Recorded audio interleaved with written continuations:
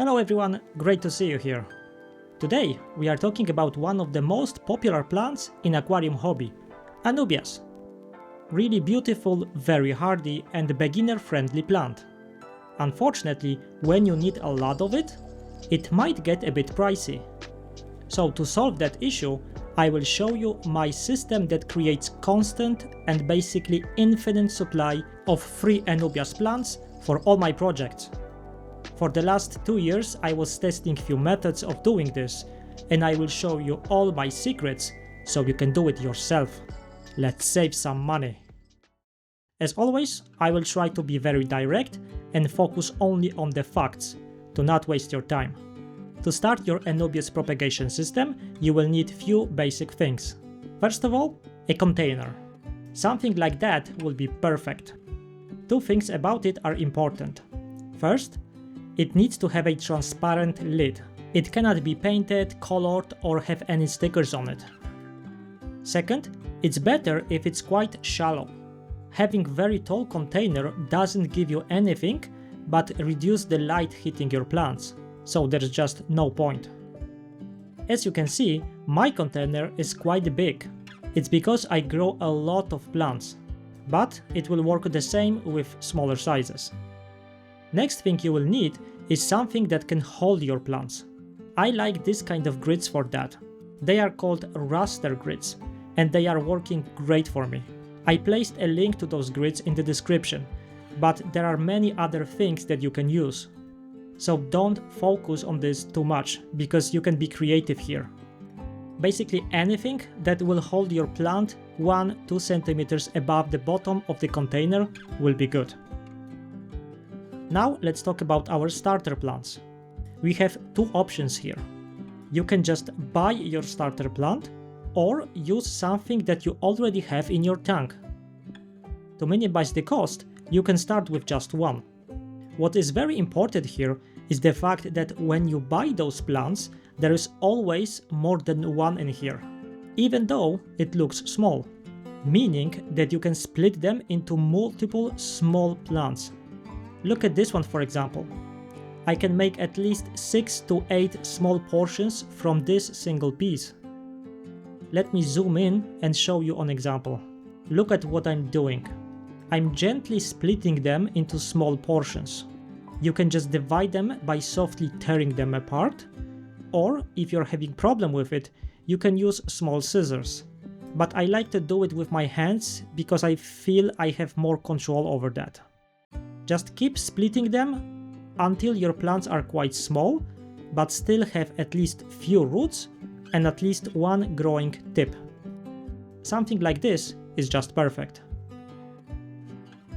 But if you are using plants that you have taken out of your tank, you can do something different. And I will focus on that option to prove how incredible this method is in practice. I took few Anubias plants from my tanks and I deliberately selected those that are not in perfect shape or are covered in algae.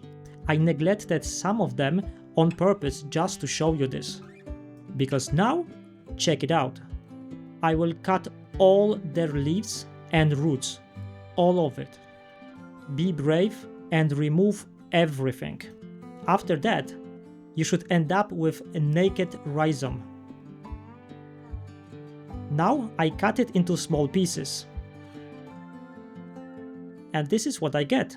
15 pieces of Anubias without any leaves or roots. Looks scary? Don't worry. This is my starting point. This is how you change very dirty, unhealthy Anubias into fantastic plant farm that will produce endless results for free. Of course, if you go with the first option and buy new Anubias that is totally healthy and clean, you don't have to cut the leaves. You can start from those small plants or these tiny pieces of rhizome. Choice is yours. Just follow the rest of the steps in the same way. Now let's get back to our container. Next thing we need to do is fill it with water. We don't need a lot, just about 1 centimeter. And this is why. When you put your mesh, grid or whatever you're using, The bottom of it needs to be submerged, but the top part needs to be above the water surface. This is very important. This is what we are looking for. Now it's time to add some nutrients. Because we will grow our plants immersed, you can use much more than you would normally use. No water means no risk of algae. I use 2, sometimes 3 times the dose. How much exactly? That depends on the brand of the fertilizer you're using, so you have to read your specific label. And now we are finally ready to add our plants. I'm placing my rhizomes one by one, just like that. Don't throw them into the water, they should be above it, just like you see here. If you are using plants with leaves, do the same, but keep the leaves above the water surface.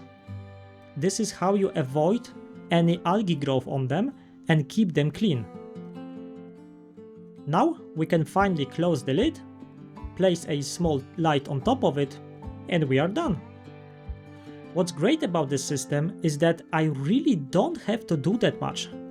Once a week I open the lid for 1 minute to let the fresh air inside, and I change this water every 2 months. Yes, that's it. I don't do anything else.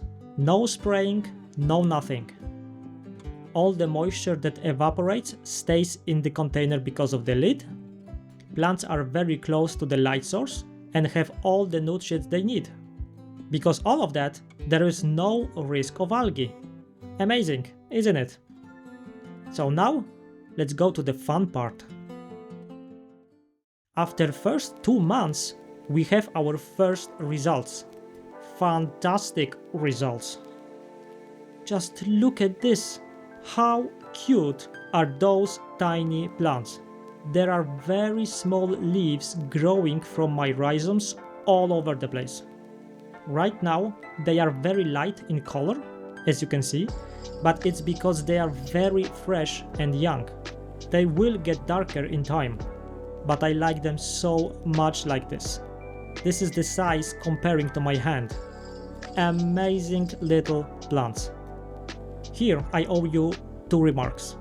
First, this plant right there was added later with leaves already on it, so it doesn't count. And second, I did lose 1 plant due to rotting, so be aware that some loss might happen. I'm just being honest here.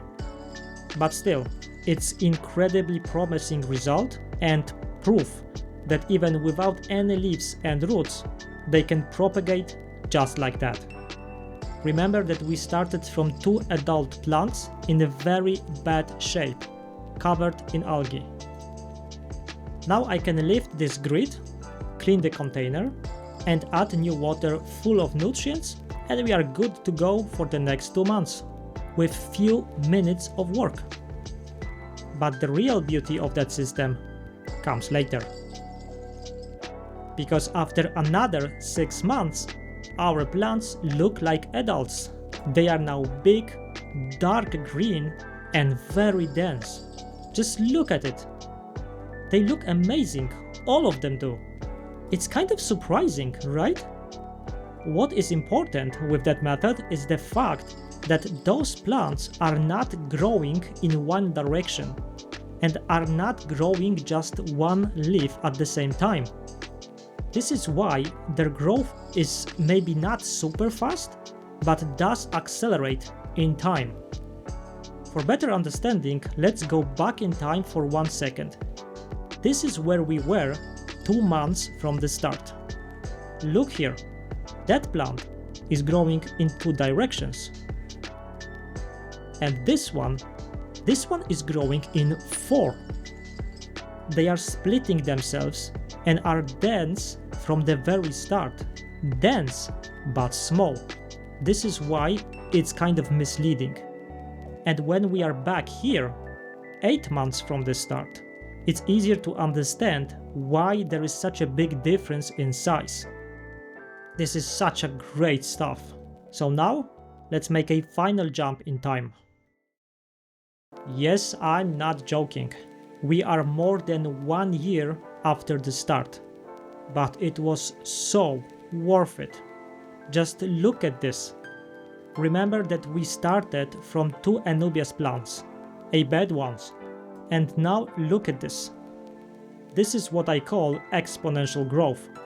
Now I have an actual problem with space for them. One grid is simply not enough. But you know what? I like those kind of problems. Now I consider this setup to be finally ready. You know why? Because those plants are now big and dense enough to increase the size of our colony. So, whenever I need Anubias in any of my setups, I just take one. And then I can take any other plant that is ready for splitting, divide it in half, and replace my empty space. And the entire cycle continues. I can get few free Anubias plants every month now. How cool is that? And it's still all working with almost no maintenance. I change the water once a month when I take my plants, and that's it. I don't even clean this container that often, because now there are so many plants that the bottom is kind of in the shade. It's really now an infinite plant factory.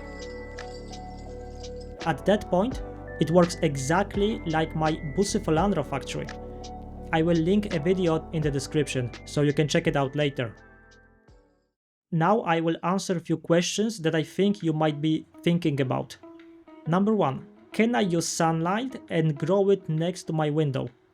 Yes, but you have to expect slower growth and there is additional risk.